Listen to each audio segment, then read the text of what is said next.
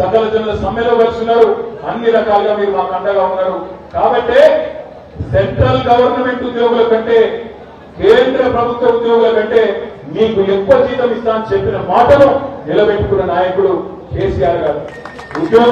ఉద్యోగులకు జీతాలను అత్యధికంగా ఇచ్చినాం, కానీ వాళ్ళ మనసు కూడా తెలుసుకోలేకపోయినాం. ఎందుకు? జీతాలు టైం పడలేదనే ఒక బదనం.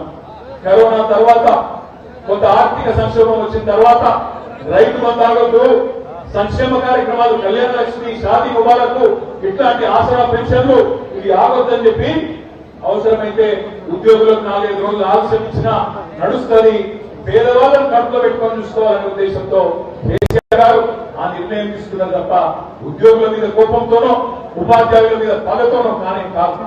మనకు వాళ్ళతో ఉన్నది పేగుబంధం అయినప్పటికీ, దేశంలోనే అత్యధికంగా జీతాలు ఇస్తున్నప్పటికీ చెప్పుకోలేక, వివరించి వాళ్ళను దూరెక్కించుకోలేక వాళ్ళను కూడా దూరం చేసుకున్నాం.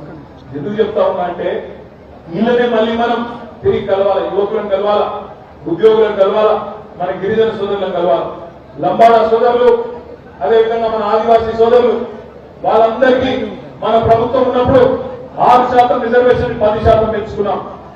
తాండాలను, గూడాలను గ్రామ పంచాయతీ చేసుకున్నాం, పోడు భూములకు పట్టాలు ఇచ్చుకున్నాం, శివరాం జయంతిని అధికారికంగా జరుపుకున్నాం. బ్రహ్మాండంగా మరి గిరిజనుల ఆత్మగౌరవాన్ని ఆనాడు కొమరం భీమ్ గారు జల్ జంగల్ జమీన్ అంటే దాన్ని ఆచరణలో చేసి చూపెట్టిన నాయకుడు మన నాయకుడు కేసీఆర్ గారు.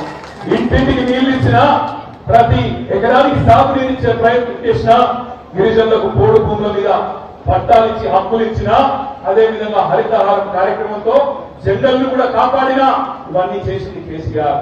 కొమరం భీమ్ ఆశయాలను నిజంగా ప్రభుత్వంలో ఉండి బ్రహ్మాండంగా ముందుకు తీసుకొని పోయింది కేసీఆర్. గతంలో కొమరం భీమ్ గారిని ఆనాటి ప్రభుత్వాలు పట్టించుకోలేదు, గుర్తించలేదు. కానీ మన ప్రభుత్వం వచ్చిన తర్వాత జోడెన్ ఘాట్ లో బ్రహ్మాండంగా వారి కోసం ఒక స్మారక మ్యూజియం నిర్మాణం చేసినాం. జోడెన్ ఘాట్ లో స్వయంగా ఆనాడు మేమందరం కూడా రాష్ట్రంలో మంత్రులు, ముఖ్యమంత్రి గారు అందరం కూడా వచ్చి కొమరం భీమ్ గారి జయంతిని గాని వర్ధంతిని గాని అధికారికంగా జరిపి వారికి నిజమైన నివాళులు అర్పించింది తెలంగాణ ప్రభుత్వం కేసీఆర్ గారి నాయకత్వంలో. కొత్తగా ఆసిఫాబాద్ జిల్లాను ఏర్పాటు చేసి ఆ జిల్లాకు కూడా కొమరం భీమ్ గారి పేరు పెట్టి ఇవాళ ఆయన ఆశయాలకు నిజమైన వారసులుగా నిలిచింది టీఆర్ఎస్ ప్రభుత్వం అనే మాట నేను మీకు గుర్తు చేస్తా ఉన్నాను. అదే కాంగ్రెస్ వాళ్ళు సిగ్గు లేకుండా ఆనాడు ఇంద్రవల్లిలో కాల్చి చంపిందే వీళ్ళు, ఆనాడు ఇంద్రవల్లిలో కాల్చి చంపిందే కాంగ్రెస్ ప్రభుత్వం. అదే ఇంద్రవల్లికి వస్తాడు రేవంత్ రెడ్డి, అదే ఇంద్రవల్లికి వస్తారు కాంగ్రెస్ నాయకులు.